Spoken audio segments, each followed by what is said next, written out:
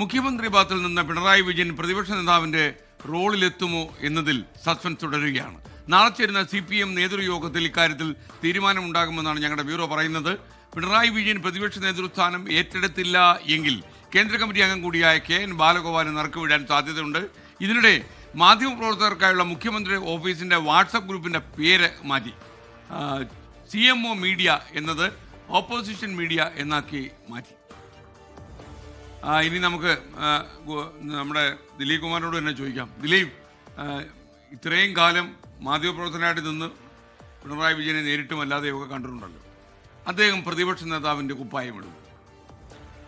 പൂർണ്ണമായും തള്ളിക്കളയാൻ പറ്റില്ല SKN. കാരണം സംസ്ഥാനത്ത് പ്രതിപക്ഷത്തെ നയിക്കുക എന്നത് ഒരു പ്രതിപക്ഷ നേതൃസ്ഥാനം എന്നൊരു ഉത്തരവാദിത്തപ്പെട്ട ഒരു പദവി കൂടിയാണ്. അത് വെറും ഒരു ആലങ്കാരിക പദവിയല്ല.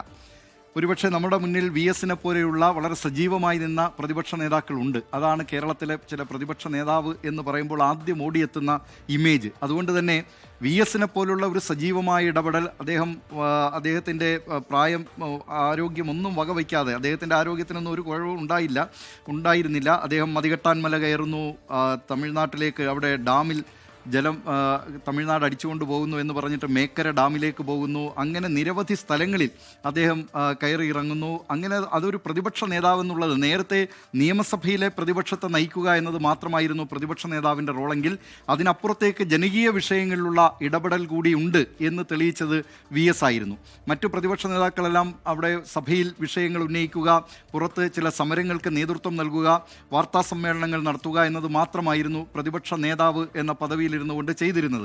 പക്ഷേ അതല്ല, ഇത്തരം വിഷയങ്ങൾ കൂടി ഉണ്ട്, അത് ജനങ്ങളുടെ വിഷയങ്ങളാണ് എന്നുള്ളത് VS സഭയിൽ ഈ വിഷയം ഉന്നയിക്കും മുമ്പ് തന്നെ അദ്ദേഹം ഈ പ്രദേശത്ത് പോയി ആ കാര്യങ്ങളെക്കുറിച്ച് പഠിച്ച് അതിനുശേഷമായിരിക്കും അത് സഭയിൽ ഉന്നയിക്കുക.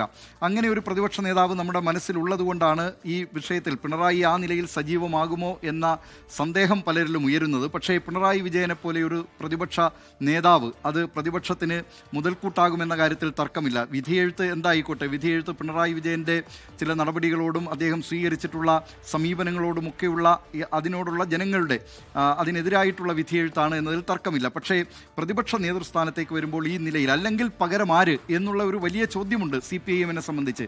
അങ്ങനെ വരികയാണെങ്കിൽ അത് CPIM സാധാരണ ഒരു തീരുമാനമെടുക്കുക അതിൻ്റെ ഹൈറാർക്കി നോക്കിയാണ്. പാർട്ടിയുടെ ഉപരി ഘടകങ്ങളിലുള്ള ഒരാളിനെ ആയിരിക്കും സാധാരണഗതിയിൽ ഒരു ഇത്തരം പദവികൾ ലഭിക്കുമ്പോൾ അതിലേക്ക് നിർദ്ദേശിക്കുക. അങ്ങനെ വരികയാണെങ്കിൽ ഇപ്പോൾ കേന്ദ്ര കമ്മിറ്റിയിലുള്ള KN ബാലഗോപാലാണ് അതിൽ ആ നിലയിൽ ഒരു ഉയർന്ന ഘടകത്തിലുള്ള ഇപ്പോൾ ജയിച്ചിട്ടുള്ള ഒരു MLA എന്ന് പറയാവുന്നത്. പിന്നീട് അല്ലെങ്കിൽ സജി ചെറിയാൻ, മുഹമ്മദ് റിയാസ്, അങ്ങനെയുള്ള ആളുകളിലേക്കൊക്കെ ഈ CPM-ൻ്റെ അന്വേഷണം പോകേണ്ടി വരും. അതുകൊണ്ട് എനിക്ക് തോന്നുന്നത് ഒരുപക്ഷെ താൽക്കാലികമായിട്ടാണെങ്കിലും കുറച്ചു കാലത്തേക്കെങ്കിലും പിണറായി വിജയൻ പ്രതിപക്ഷ നേതൃസ്ഥാനം ഏറ്റെടുത്തേക്കും എന്നാണ്.